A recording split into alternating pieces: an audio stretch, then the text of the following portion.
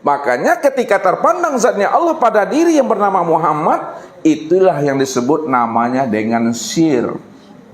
Sir tuh. Jadi zat Allah pada Muhammad, pada diri ini, pada insan, itu sir. Sifat Allah pada Muhammad, pada diri atau pada insan itu ruh. Asma Allah pada Muhammad, pada insan, pada diri kita itu, ya, ini disebut namanya dengan hati. Af'al Allah pada Muhammad, pada insan, pada diri kita itu disebut namanya tubuh.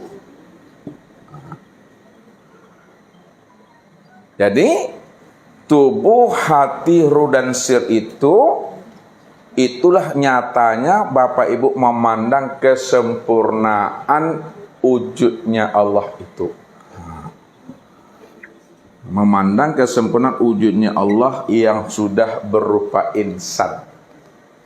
Allahu Rabbi wal Islam dini wa Muhammadan Rasulullah.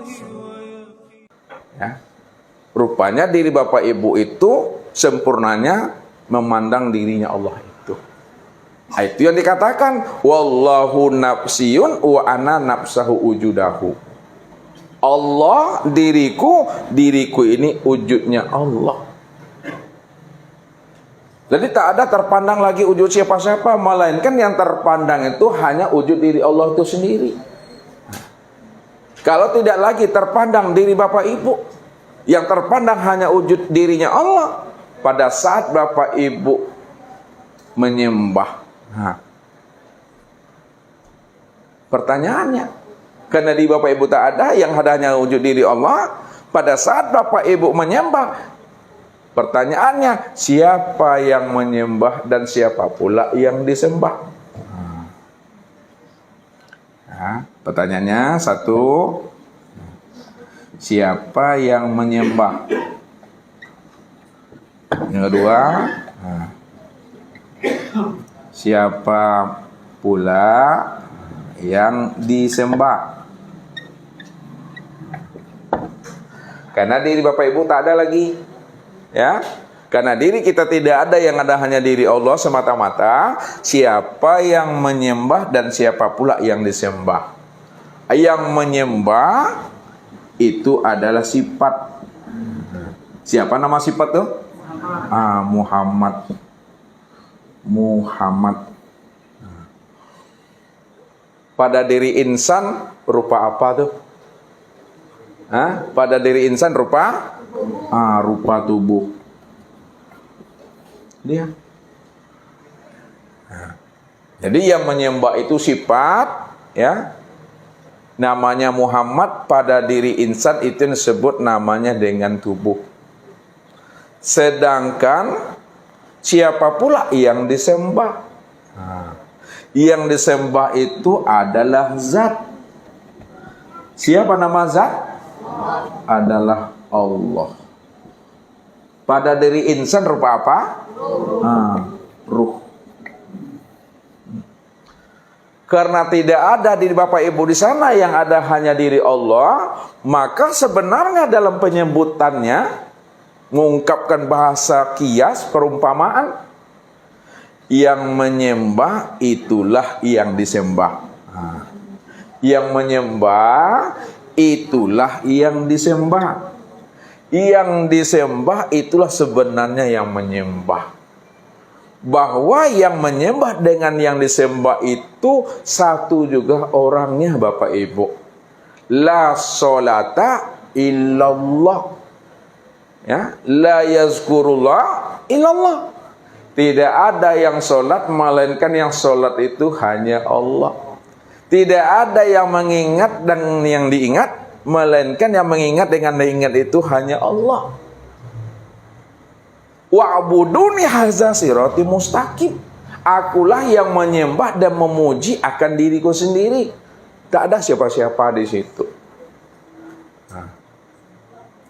Kalau Allah cuma yang ada, yang menyembah itulah yang disembah itulah sebenarnya menyembah, hanya diri Allah semata-mata.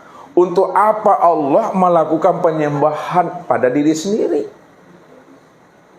Sebenarnya Bapak Ibu, kalau kita sudah sempurna pemahaman kita kepada satu wujud, yaitu Allah, la sautun wala harfun. Tidak ada lagi suara, tidak ada lagi kata, tidak ada lagi ucapan dan pertanyaan siapa yang menyembah, siapa yang disembah. Hilang kalimat itu, hilang bahasa itu. Kalau dizahirkan juga sempurna kalimatnya itu, Allah itu ingin menyaksikan akan kesempurnaan dirinya sendiri. Dirinya lah yang besar, dirinya lah yang terpuji, dirinya lah yang maha indah. Ketika Allah menyaksikan akan kebesaran dirinya sendiri, kesempurnaan dirinya sendiri, pujian diri sendiri, tujuannya bahwa tidak ada lagi yang wujud, yang besar, yang terpuji, dan yang maha indah melainkan aku, kata Allah. Akulah sebenarnya yang menikmati akan fi'il diriku sendiri dengan kelakuan aku sendiri, kata Allah. Jadi Allah itu sebenarnya yang menikmati, yang menjalani akan perbuatan diri sendiri. Tak ada perbuatan siapa-siapa. Kalau Bapak Ibu sudah paham hanya diri Allah sebenar-benarnya yang menjalani, yang menikmati akan dirinya sendiri, maka tidak ada kata dan bahasa di situ lagi. Tak ada sebutan itu Bapak Ibu. Kalau disebutkan itu dalam rangka untuk menjelaskan, membukakan pahamnya. Sebab kalau tidak disebutkan dengan ucapan, dengan kata-kata, orang tidak akan pernah paham dan mengerti siapa dirinya yang sebenarnya. Tapi kalau kita sudah paham siapa diri kita yang sebenarnya, maka ketika itu yang ada hanya diam saja. Diam dalam artian paham, diam dalam artian mengerti. Tinggal menjalani aja lagi Bapak Ibu. Itulah duduknya menikmati. Jadi semua aktivitas yang diperbuat setelah kita mengenal dan memahami akan sejatinya diri, tiada lain adalah Allah itu sendiri. Disitulah kita menikmati saja dalam menjalani hidup ini. Ya.